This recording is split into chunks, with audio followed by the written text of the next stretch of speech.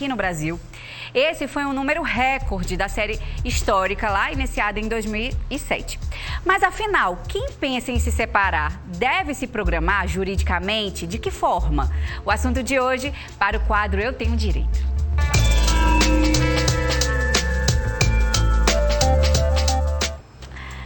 Já recebemos aqui nos estúdios a nossa colunista, a advogada Sheila Sodré.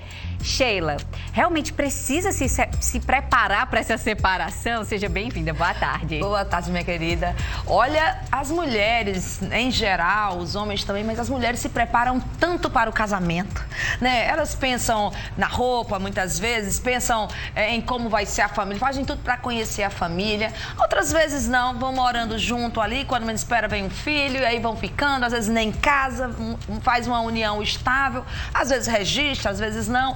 Vai se passando os anos, e aí o relacionamento, né, que às vezes nem sempre é o ideal, nem sempre você casa com a pessoa que realmente você imagina, porque às vezes no amor romântico a gente idealiza a pessoa. Quando você na convivência vê que estão indo para direções opostas e que realmente o final disso vai ser uma separação, ou às vezes um dos casais, né, já dá sinais assim, olha, eu vou me separar, fica o tempo todo lhe ameaçando, pronto, bastou isso para você começar a pensar, e se realmente a gente se separar, como eu fico? Quem fica com a casa? Quem fica com as crianças? Quem vai ficar levando os meninos na escola? Como é que é essa relação toda? E aquela moto que a gente comprou? E o carro? E a casa que foi construída aqui no terreno de mamãe? Como é que fica? Viu que você precisa pensar? Muita coisa, minha gente. E demora, não é um processo tão rápido.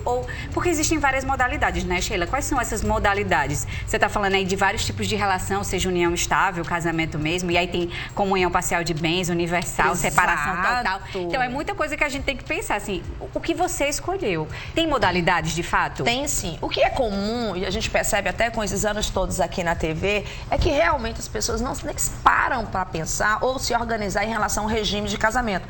Então, não vão fazer uma separação total, não fazem pré-nupcial, não é comum no Brasil, isso eu estou falando de índice. O que é comum no Brasil é o que ficou acordado legalmente. Se você vai se casar e você não fez uma escolha prévia, aí você acaba escolhendo realmente a separação parcial, né? Então, assim, eu acho que lá quando você a gente já chega no cartório, quando eu casei, era assim, já cheguei de ser comunhão parcial de bens. Exatamente. Já colocou lá, assim, a gente nem parou para pensar naquele momento. Olha aí, nem se planeja, né? Então, em alguns casos não, a obrigação da separação total, ela é exigida, né? No caso da idade, né? Da pessoa acima de 60 anos, então aí vai ser exigida. No outro caso, não, você poderia até escolher. Até quando você vai fazer também, vai tirar uma certidão de união estável, você vai fazer o registro de uma união estável, você também pode escolher esse regime lá. Na união estável, eu posso escolher como separação total ou não? Porque eu já estou fazendo a união para dizer que a gente está partilhando algo. Não, olha bem, quando você vai fazer, a gente vai fazer uma escritura pública, gente, o que tem valor diante de terceiros para vários fins é uma escritura pública feita em cartório e ele vai te passar uma certidão de união estável, onde lá você vai declarar com testemunhas, tá? Para o tabelião, você vai declarar uma união estável, que muitas vezes já vem ocorrendo há 8 anos, 9 anos, 10 anos, 3 anos, 1 ano, você já vive com essa pessoa, você já tem filhos. Então, nesse momento que você vai fazer a escritura, você tem que dizer de quando começou. E aí você pode escolher, sim, ou separação total, estabelecer algumas regras ali também, tá? Mas o principal é que acaba sendo a parcial de bens. Eu sempre tenho que ir para a justiça, eu posso resolver no cartório. Tem alguma modalidade dessa que eu posso já me separar no cartório, ser mais rápido, mais prático? Olha bem, hoje em dia se separar não é o problema. Você se separa para você se averbar já como uma pessoa divorciada, pode demorar de 1 semana a 15 dias. Por quê? Você divorciar, você não precisa do aceite do outro.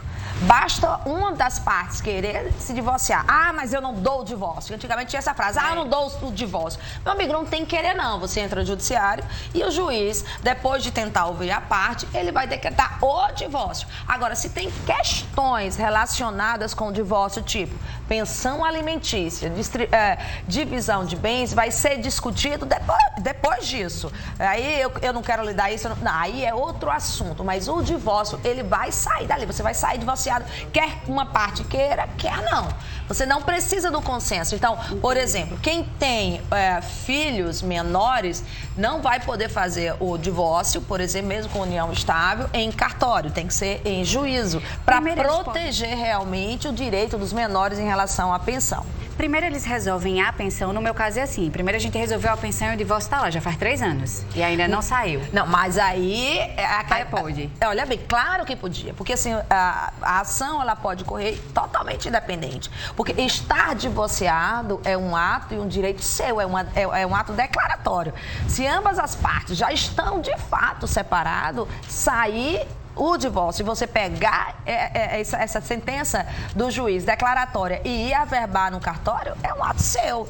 Qualquer juiz vai lhe conceder isso já faz um bom tempo. E aí depois a gente vai ficar com a pensão. O que fica discutindo aí é exatamente o valor da pensão, se está adequado ou não. Ele vai dizer que não tem condições, você vai juntar documentos, você vai dizer que aquele imóvel não era dele, que aquele imóvel, 50%, foi um dinheiro de uma herança ou de um carro que ele já tinha, que ele vendeu o carro e comprou aquele imóvel. Outras discussões em relação a patrimônio pode durar aí meses, anos, mas o seu direito de estar divorciado, hoje em dia o judiciário não demora, não tem muito porquê, não se pergunta muito porquê, porque ele me traiu. Não, o juiz não se interessa pelos motivos. Agora, a grande questão que envolve um divórcio, que o divórcio hoje em dia sai muito rápido, é exatamente o que vai acontecer com o pouco que nós temos ou com muito que nós construímos. Entendi. Tem uma pergunta agora, Sheila, que não é bem relacionada a divórcio, mas a gente vai dar uma ajudada a ela também. Olá, boa tarde. Eu convivo com uma pessoa há 26 anos, não temos filhos. Como é que fica a minha situação? Não sou casada com ele, mas tem a ver com união estável, Exato. Né? Olha bem, esse é um dos exemplos que a gente estava falando aqui. Um casal há 26 anos, vivendo juntos, eles não têm uma seguridade da relação real. Eles são uma família, né? O conceito de família é esse. Eles vivem, né? Não têm filhos, mas eles vivem como família. Então, o que acontece? Ela está desprotegida. Se Deus o livre, depois de 26 anos de união estável, venham a se separar ou por vários outros motivos, como é que você fica? Qual a sua garantia? E se uma das partes falecer e for beneficiário do INSS? Tá? For assegurada do INSS, quem vai ficar com a pensão? Olha a prova disso no judiciário, né? Então, antes até de pensar no divórcio, pensar na situação de ser viúva ou viúvo. Essa é a necessidade de realmente você ter uma escritura pública porque dá publicidade, porque qualquer pessoa pode chegar no cartório e saber, por exemplo, a doutora Sheila é casada ou não é casada? Eu vou no cartório e vou descobrir se ela é ou não. Pode estar querendo dar um golpe em alguém, tem fulano que tá tendo um relacionamento, eu sei que ele é casado, vou ali, pega, é público, qualquer pessoa pode chegar nos cartórios e pegar o cartório de registro. Então, isso faz toda a diferença para proteger o seu patrimônio. Então, olha aí, vocês já se organizam aí, já tenham todos os documentos. Antes de casar, pense qual vai ser aí o regime.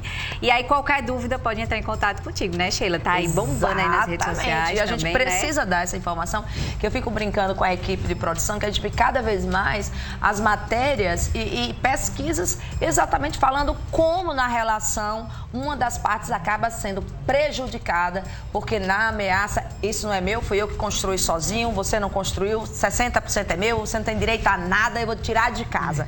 Então ainda tem muita violência verbal e financeira dentro das relações. Olha, o Instagram dela já tá na tela, você já segue para tirar todas as suas dúvidas. Obrigada, viu, Sheila? Até semana que vem. Semana que vem. Olha só, tem coisa chata, viu? Que é o meu assim.